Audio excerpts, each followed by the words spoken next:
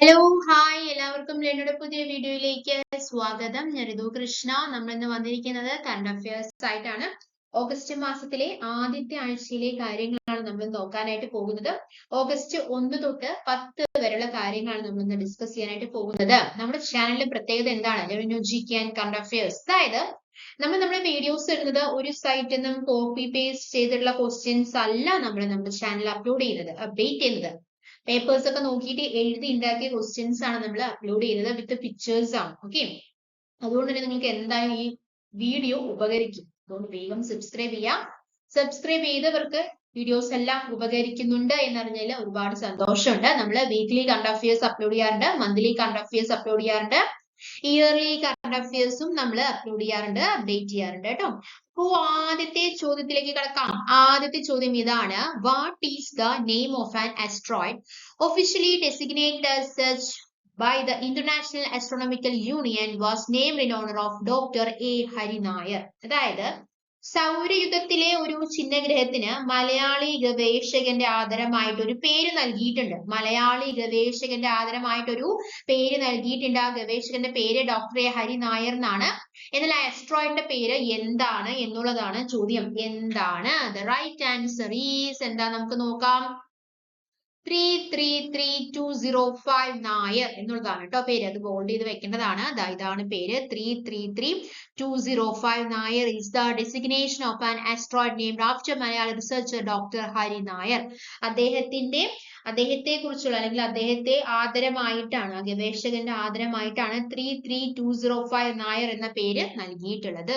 Okay, പിന്നെ detail ആയിട്ട് നോക്കാം. He was part of the team that brought an asteroid sample to earth.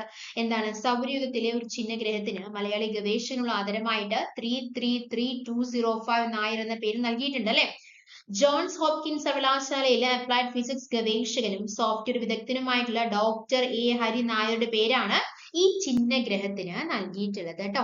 The asteroid was discovered in 2009 and its name was officially recognized in 2025. അപ്പൊ അദ്ദേഹത്തിന്റെ photo ഇതാണ്. Okay, doctor A Hari Nair. അപ്പൊ photo കാണുമ്പോൾ നിങ്ങൾ ഇനി മറന്നു പോകരുത്, മലയാളിയുടെ പേര് നൽകിയിരിക്കുകയാണ് അല്ലെ. 333205 നായർ എന്നുള്ളതാണ് പേര് നൽകിയിട്ടുള്ളത്. പിന്നെ അദ്ദേഹത്തെ കുറിച്ച് കൂടുതൽ കാര്യങ്ങൾ പറയാനാണെങ്കിൽ എന്താണ് നമ്മൾ പറഞ്ഞത്? ജോൺസ് ഹോപ്കിൻസ് സർവകലാശാലയിലെ അപ്ലൈഡ് ഫിസിക്സ് ഗവേഷകനും സോഫ്റ്റ്വെയർ വിദഗ്ധനുമായിട്ടുള്ള ഡോക്ടർ എ ഹരി നായർ, അദ്ദേഹത്തിന്റെ പേരാണ് നൽകിയിട്ടുള്ളത്. ബെന്നു എന്ന ചിഹ്നഗ്രഹത്തിൽ എത്തിയിട്ടുള്ള സാമ്പിളുകൾ ശേഖരിക്കുന്ന നാസയുടെ ഒസിരിസ് റെക്സ് ദൗത്യത്തിലെ ഭാഗമായത് കണക്കിലെടുത്താണ് ഇന്റർനാഷണൽ ആസ്ട്രോണമിക്കൽ യൂണിയന്റെ ബഹുമതി അദ്ദേഹത്തിന് വന്നിട്ടുള്ളത്. അപ്പോ ബെന്നു എന്ന ചിഹ്നഗ്രഹത്തിൽ എത്തിയിട്ട് സാമ്പിളുകൾ ശേഖരിക്കുന്ന നാസയുടെ ഒസിരിസ് റെക്സ് ദൗത്യത്തിലെ ഭാഗമായിരുന്നു ആര്? Doctor A Hari Nair. Okay, പിന്നെ എന്തൊക്കെയാണ് പറയാനുള്ളത്? ഓൾറെഡി നമ്മൾ പറഞ്ഞ കാര്യം, doctor Hari Nair is A research software engineer at the Johns Hopkins University Applied Physics Laboratory. He was honored with the astronaut name for his contribution to the field of space research. Okay, പിന്നെ the asteroid is located in the main asteroid beltലാണ് ഇത് locate ചെയ്തിരിക്കുന്നത്. അപ്പോൾ സൗരയുധത്തിലെ ഒരു ചിഹ്നഗ്രഹത്തിന് മലയാളി ഗവേഷകങ്ങൾ ആദരമായിട്ട് 333205 നായർ എന്ന പേര് നൽകിയിരിക്കുകയാണ്. Johns Hopkins സർവകലാശാലയിലെ applied physics ഗവേഷകനും സോഫ്റ്റ്വെയർ വിദഗ്ധനുമായിട്ടുള്ള ഡോക്ടർ എ ഹരി നായരുടെ പേരാണ് ഈ ചിഹ്നഗ്രഹത്തിന് നൽകിയിട്ടുള്ളത്. ബെന്നു എന്ന ചിഹ്നഗ്രഹത്തിലെത്തി സാമ്പിളുകൾ ശേഖരിക്കുന്ന നാസയുടെ ഒസിരിസ് റെക്സ് ദൗത്യത്തിന്റെ ഭാഗമായത് കണക്കിലെടുത്തിട്ടാണ് ഈ ബഹുമതി അദ്ദേഹത്തിന് ലഭിച്ചിട്ടുള്ളത്. ഓക്കെ, ചോദ്യം, രണ്ടാമത്തെ ചോദ്യം, which airport has topped the list of the world's busiest airports in terms of passenger traffic? അതായത് വിമാനയാത്രക്കാരുടെ എണ്ണത്തിൽ ലോകത്തിൽ ഏറ്റവും കൂടുതൽ തിരക്കുള്ള വിമാനത്താവളങ്ങളുടെ പട്ടികയിൽ ഒന്നാമതെത്തിയ വിമാനത്താവളം ഏതാണ് എന്നുള്ളതാണ് ചോദ്യം. World busiest airport in terms of passenger traffic. The right answer is ഏതാണ് മക്കളെ? Hartsfield Jackson Atlanta international Airport. Atlanta എന്നുള്ളതാണ് അറിയപ്പെടുന്നത് കേട്ടോ. അപ്പോൾ വിമാനയാത്രക്കാരുടെ എണ്ണത്തിൽ ലോകത്തിൽ ഏറ്റവും കൂടുതൽ തിരക്കുള്ള വിമാനത്താവളങ്ങളുടെ പട്ടികയിൽ അമേരിക്കയിലെ അറ്റ്ലാന്റ വിമാനത്താവളം ഇത്തവണയും, അപ്പൊ കഴിഞ്ഞ തവണയും ഒന്നാം സ്ഥാനത്തായിരുന്നു, ഇത്തവണയും ഒന്നാം സ്ഥാനത്ത് എത്തിയിരിക്കുകയാണ്. കഴിഞ്ഞ തവണ മാത്രമല്ല, 1998 മുതൽ Hartsfield Jackson Atlanta has been the world busiest airport by passenger. In 2024, Hartfield Jackson served 108.1 million passengers, the most of any airports in the world. അല്ലെ എന്താണ് പറയുന്നത്? ദുബായ് രണ്ടാം സ്ഥാനത്താണ് കേട്ടോ വന്നിരിക്കുന്നത്. അതുപോലെ തന്നെ അമേരിക്കയിലെ ഡാലസ് ഫോർട്ട് വർത്ത് മൂന്നാമതും ഡൽഹി ഇന്ദിരാഗാന്ധി രാജ്യാന്തര വിമാനത്താവളം 9ാം സ്ഥാനത്തും എത്തിയിട്ടുണ്ട്. എയർപോർട്ട് കൗൺസിൽ ഇന്റർനാഷണൽ ആണ് പട്ടിക തയ്യാറാക്കുന്നതിൽ. വിമാനയാത്രക്കാരുടെ എണ്ണത്തിൽ ലോകത്തിൽ ഏറ്റവും കൂടുതൽ തിരക്കുള്ള വിമാനത്താവളങ്ങളുടെ പട്ടികയിൽ അമേരിക്കയിലെ അറ്റ്ലാന്റ വിമാനത്താവളം ഇത്തവണയും 1998 മുതൽ 2025 വരെ എന്താണ് 1ാം സ്ഥാനത്താണ് എത്തിയിരിക്കുന്നത്. It is also the world busiest airport by aircraft movements and the figure is കണ്ടോ ഇതാണ് Hartsfield Jackson Atlanta international airport. പിന്നെ നമുക്ക് പറയാനുള്ളത് അടുത്ത ചോദ്യം, who is the highest paid player in women's club football history എന്നുള്ളതാണ് ചോദ്യം. എന്താണ് ചോദ്യത്തിന്റെ അർത്ഥം? എന്താണ്? വനിതാ ക്ലബ് ഫുട്ബോൾ ചരിത്രത്തിലെ ഏറ്റവും ഉയർന്ന പ്രതിഫലം ലഭിക്കുന്ന താരം എന്ന റെക്കോർഡ് നേടിയത് ആരാണ്? വനിതാ ക്ലബ് ഫുട്ബോൾ ഹിസ്റ്ററിയാണ് അല്ലെ. ആരാണ്? ദ റൈറ്റ് ആൻസർ ഈസ് എന്താണ് പേര്? ഒലിവിയ സ്മിത്ത് ആണ്. Okay, Olivia Smith. Okay, so Olivia Smith become the highest paid player in women's club football history. അപ്പോൾ വനിതാ ക്ലബ് ഫുട്ബോൾ ചരിത്രത്തില് ഏറ്റവും ഉയർന്ന പ്രതിഫലം ലഭിക്കുന്ന താരം എന്ന record Canada striker Olivia Smith സ്വന്തമാക്കിയിരിക്കുകയാണ്. ഇംഗ്ലീഷ് ക്ലബ് ആഴ്സണൽ 10 ലക്ഷം പൗണ്ടിന്, അതായത് ഏകദേശം 10 ലക്ഷം പൗണ്ട് എന്നൊക്കെ പറഞ്ഞു കഴിഞ്ഞാല് ഏകദേശം 11.5 കോടിയോളം രൂപ വരും. അപ്പൊ അങ്ങനെയാണ് സ്മിത്തിനെ ലിവർപൂളിൽ നിന്ന് സ്വന്തമാക്കിയതോടെയാണ് ഈ റെക്കോർഡ് നേട്ടം വന്നിട്ടുള്ളത്. ഇംഗ്ലീഷ് ക്ലബ് ചെൽസി US താരം നവോമി ഗിർമയെ 9 ലക്ഷം പൗണ്ടിന് സ്വന്തമാക്കിയതായിരുന്നു ഇതുവരെയുള്ള ഉയർന്ന തുക എന്ന് പറയുന്നത്. So Olivia Smith become the most expensive women footballer ever. Okay, അടുത്തത് 4ാമത്തെ ചോദ്യമാണ്, who has been elected as the new chief executive officer of international cricket council? The right answer is ആരാണ്? സഞ്ജോയ് ഗുപ്ത. രാജ്യാന്തര ക്രിക്കറ്റ് കൗൺസിലിന്റെ അതായത് ICCയുടെ പുതിയ ചീഫ് എക്സിക്യൂട്ടീവ് ഓഫീസറായിട്ട് ഇന്ത്യയുടെ സഞ്ജോയ് ഗുപ്തയെ നിയമിച്ചിരിക്കുകയാണ്. ഓസ്ട്രേലിയയുടെ ജെഫ് ഫലാർഡി രാജിവെച്ച ഒഴിവിലാണ് ഗുപ്തയുടെ നിയമനം വന്നിരിക്കുന്നത്. ഇന്ത്യൻ മീഡിയ കൂട്ടായ്മയായിട്ടുള്ള ജിയോ സ്റ്റാറിന്റെ ചീഫ് എക്സിക്യൂട്ടീവ് ഓഫീസറാണ് സഞ്ജോയ് ഗുപ്ത, CEO ആണ്. ഓക്കെ, പിന്നെ പറയാനുള്ളത് മുൻ BCCI സെക്രട്ടറി ജയ്ഷിയാണ് ഇപ്പോഴത്തെ ICC ചെയർമാൻ എന്ന് പറയുന്നത്. ചീഫ് എക്സിക്യൂട്ടീവ് ഓഫീസർ ആരാണ്? Sanjoy Gupta, appointed new CEO of the international cricket council. അടുത്ത ചോദ്യം 5ാമത്തെ ചോദ്യമാണ് അല്ലെ. Which country has started the construction of world largest dam എന്നുള്ളതാണ് ചോദ്യം. അപ്പൊ ലോകത്തിലെ തന്നെ ഏറ്റവും വലിയ അണക്കെട്ടിന്റെ നിർമ്മാണം തുടങ്ങിയ രാജ്യം ഏതാണ് എന്നുള്ളതാണ് ചോദ്യം. ഏതാണ്? The right answer is China. China is constructing the world's largest dam on Brahmaputra river in Tibet. Okay, പിന്നെന്താണ്? The dam is located in deep gorge in the Himalayas near the border with India അല്ലെ. The project is expected to be significantly larger than the China's Three Gorges Dam on Yangtze River. അപ്പോൾ ടിബറ്റിലെ ബ്രഹ്മപുത്ര നദിക്ക് കുറുകെ ലോകത്തെ ഏറ്റവും വലിയ അണക്കെട്ടിന്റെ നിർമ്മാണത്തിന് തുടക്കം ഇട്ടിരിക്കുകയാണ് ചൈന. അപ്പൊ ലോകത്തിലെ ഏറ്റവും വലിയ അണക്കെട്ടിന്റെ നിർമ്മാണം തുടങ്ങി ചൈന ടിബറ്റിലെ ബ്രഹ്മപുത്ര നദിക്ക് കുറുകെയാണ് $13,700 കോടി ചെലവിട്ടിട്ട് നിർമ്മാണം ആരംഭിച്ചിരിക്കുന്നത്. ഇത് ഇന്ത്യയായിട്ട് എന്താണ് നമുക്കറിയാം, ഇന്ത്യയുടെ അതിർത്തി പങ്കിടുന്ന ഒരു രാജ്യമായതുകൊണ്ട് തന്നെ എവിടെയാണെന്ന് വരുന്നത് വെച്ചാൽ ഇന്ത്യ സംസ്ഥാനമായിട്ടുള്ള അരുണാചൽ പ്രദേശിന്റെ അതിർത്തിയിലാണ് പുതിയ അണക്കെട്ട് വരാൻ പോകുന്നത്. നിലവിലെ തന്നെ ലോകത്തിലെ ഏറ്റവും വലിയ അണക്കെട്ടും ചൈനയിൽ തന്നെയാണ്. യാങ്സി നദിയിൽ പണിതിട്ടുള്ള ത്രീ ഗോർജസ് ഡാം ആണിത്. ചൈനീസ് പ്രധാനമന്ത്രി ലീ ചിയാങ് ആണ് പുതിയ അണക്കെട്ടിന്റെ നിർമ്മാണം ഉദ്ഘാടനം ചെയ്തിട്ടുള്ളത്. അണക്കെട്ടിന്റെ ഭാഗമായിട്ട് നിർമ്മിക്കുന്ന 5 ജലവൈദ്യുത നിലയങ്ങളിൽ നിന്ന് 60,000 മെഗാവാട്ട് വൈദ്യുതി ഉൽപ്പാദിപ്പിക്കാനാകും എന്നാണ് കണക്കെടുപ്പ്. ത്രീ ഗോർജസ് അണക്കെട്ട് ഉൽപ്പാദിപ്പിക്കുന്ന വൈദ്യുതിയുടെ 3 ഇരട്ടിയാണിത്. ഇടുക്കി ജലവൈദ്യുത പദ്ധതിയുടെ സ്ഥാപിക ശേഷിയായിട്ടുള്ള 780 മെഗാവാട്ടുമായി താരതമ്യം ചെയ്യുമ്പോൾ വ്യക്തമാകും ചൈനയുടെ പുതിയ പദ്ധതിയുടെ വലിപ്പം എന്താണ്. അപ്പൊ നമ്മുടെ 780 മെഗാവാട്ടാണ്. അപ്പൊ അവിടെ ഏറ്റവും ഉണ്ടായിരുന്ന ത്രീ ഗോർജസ് ആയിരുന്നു. അപ്പൊ അതിനേക്കാളും വലുതായിരിക്കുകയാണ് ഏത് ചൈനയിൽ ഇപ്പോ പുതിയതായിട്ട് പണി ചെയ്യുന്ന അണക്കെട്ടിൽ വരുന്നത് 60,000 മെഗാവാട്ട് വൈദ്യുതിയാണ് അവിടെ ഉൽപ്പാദിപ്പിക്കാനായിട്ട് പോകുന്നത്. ചൈനയിലെ 30 കോടി ജനങ്ങളുടെ വാർഷിക വൈദ്യുത ആവശ്യങ്ങൾ നിർവഹിക്കാനാവുന്ന അത്ര വൈദ്യുതിയാണ് പുതിയ ഡാം വഴി ഉൽപ്പാദിപ്പിക്കാൻ ലക്ഷ്യമിടുന്നത്. ഫ്രാൻസിന്റെയും ഇറ്റലിയുടെയും മുഴുവൻ ഗാർഹിക വൈദ്യുത ഉപഭോഗവും അതുപോലെ തന്നെ നിർവഹിക്കാനുള്ള വൈദ്യുതിയും എത്രയുണ്ട്? 60,000 മെഗാവാട്ട് വൈദ്യുതി. ഇത്രയും ഉൽപ്പാദിപ്പിക്കാനുള്ള കഴിവ് ഈ പുതിയ അണക്കെട്ടിനുണ്ട് എന്നുള്ളതാണ് കണക്കെടുപ്പ് വന്നത്. അപ്പൊ ഇതൊരു ആശങ്ക വിതയ്ക്കുന്ന പദ്ധതി തന്നെയാണ് കേട്ടോ. ബ്രഹ്മപുത്രയിലെ ജലത്തിന്റെ പൂർണ്ണ നിയന്ത്രണം ചൈനയ്ക്ക് ലഭിക്കുന്നത് നദി ഒഴുകുന്ന അയൽ രാഷ്ട്രങ്ങളായ ഇന്ത്യയിലും ബംഗ്ലാദേശിലും ആശങ്ക സൃഷ്ടിച്ചിട്ടുണ്ട്. എന്താണ് കാരണം എന്നറിയാമോ? അതായത് ഇനിയിപ്പോ എങ്ങാനും ഒരു യുദ്ധ സാഹചര്യങ്ങൾ വരികയാണെങ്കിലേ വലിയ അളവിൽ ജലം ഒഴുക്കിയിട്ട് അയൽ രാജ്യങ്ങളിൽ പ്രളയം സൃഷ്ടിക്കാൻ ചൈനയ്ക്ക് സാധിക്കുമെന്നതും ഭീഷണി ഉയർത്തുന്ന വസ്തുത തന്നെയാണ്. ഓക്കെ, ഇനി ലോകത്തിന്റെ മേൽക്കൂര എന്നറിയപ്പെടുന്ന ടിബറ്റൻ പീഠഭൂമി ഭൂജലങ്ങൾ ഉണ്ടാക്കാൻ സാധ്യത ഏറെയുള്ള മേഖല തന്നെയാണ്. അപ്പൊ അവിടെയാണ് ഈ അണക്കെട്ടിന്റെ നിർമ്മാണത്തിന് ചൈന തുടക്കം ഇട്ടിരിക്കുന്നത്. ഇവിടുത്തെ ടെക്ടോണിക് പ്ലേറ്റുകളുടെ അതിർത്തിയിൽ നിർമ്മിക്കുന്ന അണക്കെട്ട് നിർമ്മാണം വലിയ എഞ്ചിനീയറിംഗ് വെല്ലുവിളിയാണ് ഉയർത്തുന്നത്.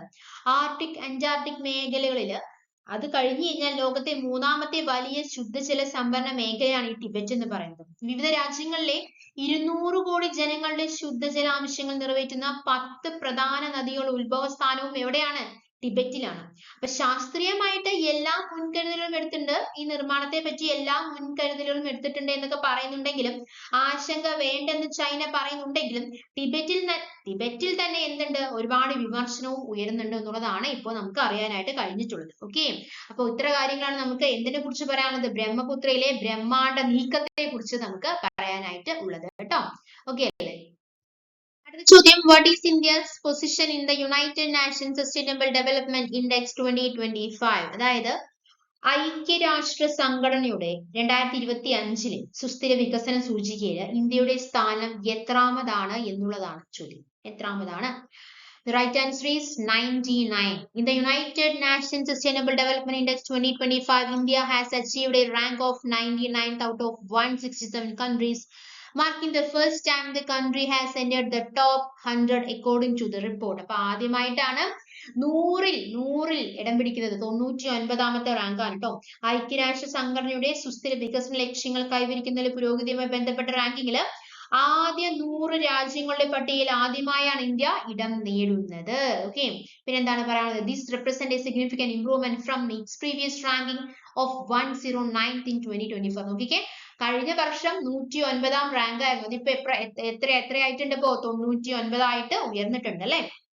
193 രാജ്യങ്ങളുടെ പട്ടികയിൽ 67 പോയിന്റുമായിട്ടാണ് ഇന്ത്യ ആദ്യ 100ൽ ഇപ്പോ ഇപ്രാവശ്യം ഇടം നേടിയിരിക്കുന്നത്. അപ്പൊ 1ാം സ്ഥാനത്ത് ഫിൻലാൻഡ് ആണ്.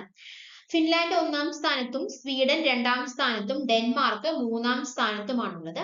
74.4 പോയിന്റുമായിട്ട് ചൈന 49ാം സ്ഥാനത്തും 70.5 പോയിന്റുമായിട്ട് ഭൂട്ടാൻ 74ാം സ്ഥാനത്തും 68.6 പോയിന്റുമായിട്ട് നേപ്പാൾ 85ാം സ്ഥാനത്തുമാണ്. ഇന്ത്യയുടെ പോയിന്റ്സ് എത്രയാണെന്ന് പറഞ്ഞ 67 പോയിന്റ്സ് അല്ലെ. അപ്പൊ കുഴപ്പമില്ലാത്തൊരു പോയിന്റ് തന്നെയാണ്.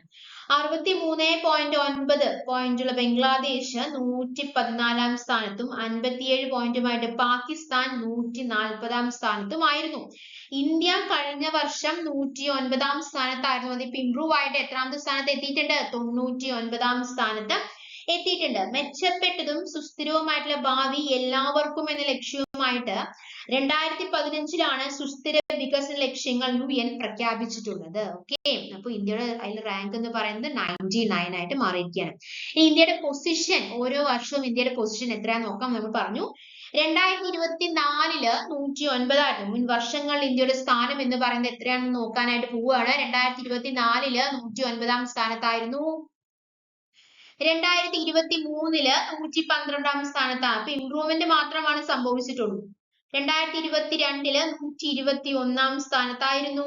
2021 120ാം സ്ഥാനത്തായിരുന്നു. അപ്പൊ 2021ാമത്തെ വർഷം അത്ര ഒരു ഡെവലപ്മെന്റ് ഉണ്ടായിട്ടില്ല അല്ലെ. 2021 അത്രയാണ് ആയിട്ടുള്ളൂ.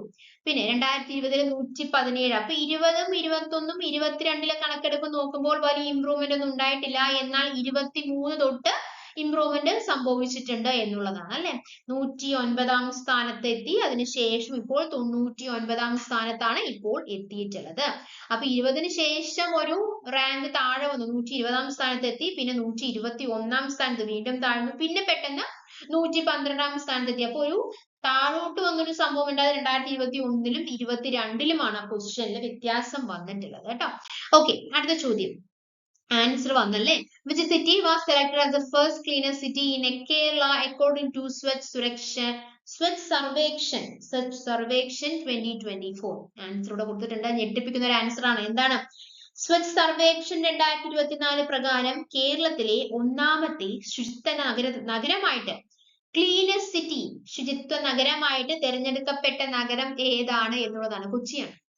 Kochi has been adjudged the cleanest city in Kerala under the 9th edition of the Swachh Sarvekshan Survey 2024. അപ്പോൾ രാജ്യത്തെ ഏറ്റവും വൃത്തിയുള്ള നഗരം എന്ന ഖ്യാതി തുടർച്ചയായ 8ാം വർഷവും മധ്യപ്രദേശിന്റെ സാമ്പത്തിക തലസ്ഥാനമായിട്ടുള്ള ഇൻഡോർ നേടിയിട്ടുണ്ട്. എന്നാൽ 2ാം സ്ഥാനം സൂറത്തും 3ാം സ്ഥാനം നവി മുംബൈയും നേടിയിട്ടുണ്ട്. എന്നാൽ കേരളത്തിലെ ഒന്നാമത്തെ, അപ്പൊ ഇന്ത്യയിലെ ഏറ്റവും വൃത്തിയുള്ള നഗരം ഏതാണ്? ഇൻഡോർ ആണ്. എന്നാൽ കേരളത്തിലെ ശുദ്ധമായ ഒന്നാമത്തെ ശുചിത്വ നഗരമായി തെരഞ്ഞെടുത്തത് അത് കൊച്ചിയാണ്. പണ്ടൊക്കെ നമ്മൾ കളിയാക്കിയിട്ട് പറയാറുണ്ട് കൊച്ചി എത്തി, നമുക്ക് മണം കൊണ്ട് മനസ്സിലാക്കാൻ പറ്റും. എന്നാൽ ഇനി കളിയാക്കൽ നടക്കില്ല അല്ലെ.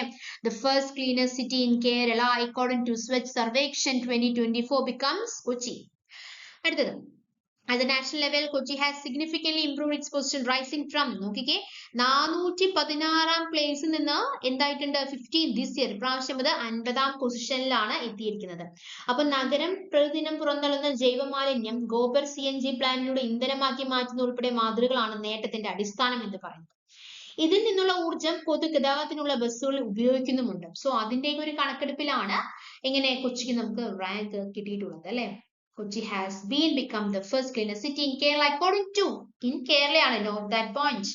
Okay, പിന്നെ എന്തൊക്കെയാണ്? യെസ്, കേരളത്തിലെ സിറ്റീസിന്റെ റാങ്ക് ആണ് പറയുന്നത്. കൊച്ചിക്ക് 50 അല്ലെ, മട്ടന്നൂർ 53, തൃശ്ശൂർ 58, കോഴിക്കോട് 70, ആലപ്പുഴ 80, ഗുരുവായൂർ 82, തിരുവനന്തപുരം 83, കൊല്ലമാണ് ഏറ്റവും റാങ്ക് കമ്മി 93 അല്ലെ. ഇനി 10 ലക്ഷത്തിലേറെ ജനസംഖ്യയുള്ള സ്വച്ഛ് ഷെഹർ വിഭാഗത്തിലെ 1ാം സ്ഥാനം ആർക്കാണ്? അഹമ്മദാബാദിനാണ് കേട്ടോ.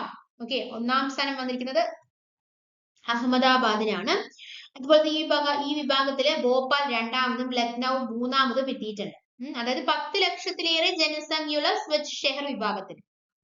ഇനി 3 മുതൽ 10 ലക്ഷം വരെ ജനസംഖ്യയുള്ള നഗരങ്ങളിൽ 1ാം സ്ഥാനം നോയിഡയ്ക്കാണ്. ജസ്റ്റ് അറിഞ്ഞിരിക്കാൻ വേണ്ടി മാത്രം പറയുന്നത് മാത്രം. മൈസൂർ എന്നിവ യഥാക്രമം 2, 3 സ്ഥാനങ്ങൾ നേടിയിട്ടുണ്ട്. രാജ്യത്തെ 100 ശുചിത്വ നഗരങ്ങളുടെ പട്ടികയിൽ കേരളത്തിൽ നിന്ന് ചരിത്രത്തിൽ ആദ്യമായിട്ടാണ് 8 നഗരങ്ങൾ ഉൾപ്പെടുന്നത് എന്നുള്ള കാര്യം ശ്രദ്ധിക്കുക. രാജ്യത്തെ 100 ശുചിത്വ നഗരങ്ങളുടെ പട്ടികയിൽ കേരളത്തിൽ നിന്ന് ചരിത്രത്തിൽ ആദ്യമായിട്ട് 8 നഗരങ്ങൾ ഇടം നേടിയിരിക്കുകയാണ്. മട്ടന്നൂർ നഗരസഭയ്ക്ക് സ്പെഷ്യൽ കാറ്റഗറിയിലെ മിനിസ്റ്റീരിയൽ അവാർഡും ലഭിച്ചിട്ടുണ്ട്. മട്ടന്നൂരിന്റെ റാങ്ക് 53 അല്ലെ, പോയിന്റ് ആണ് അല്ലെ, റാങ്ക് പോയിന്റ് റാങ്ക് ആണ് തോന്നുന്നു. തിരുവനന്തപുരം നഗരസഭ വാട്ടർ പ്ലസ് പദവി സ്വന്തമാക്കിയിട്ടുണ്ട്. തിരുവനന്തപുരം നഗരസഭ വാട്ടർ പ്ലസ് പദവി സ്വന്തമാക്കിയിട്ടുണ്ട്. അതുപോലെ തന്നെ എന്താണ് പറയാനുള്ളത്? കൊച്ചിന്റെ റാങ്ക് നമ്മൾ പറഞ്ഞു. കൊച്ചി 50, മട്ടന്നൂർ 53, തൃശ്ശൂർ 58, കോഴിക്കോട് 70, ആലപ്പുഴ 80 അല്ലെ, ഗുരുവായൂർ 82, തിരുവനന്തപുരം 89, കൊല്ലം 93 എന്നിവയാണ് ആദ്യ 100ൽ സ്ഥാനം പിടിച്ച കേരളത്തിലെ നഗരസഭകൾ എന്ന് പറയുന്നത് കേട്ടോ. ഓക്കെ, അടുത്ത ചോദ്യം.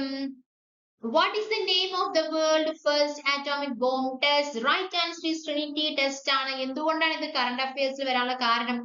അതായത് ലോകത്തെ ആദ്യ അണുബോംബ് പരീക്ഷണമായിട്ടുള്ള ട്രിനിറ്റി ടെസ്റ്റിന്റെ എത്രാമത് വാർഷികമാണ് 2025 ജൂലൈ 16 നടന്നിട്ടുണ്ടായിരുന്നു. ഇത് എത്രാമത്തെ വാർഷികമാണ്? 80ാമത്തെ വാർഷികമാണ് നടന്നിട്ടുള്ളത് കേട്ടോ.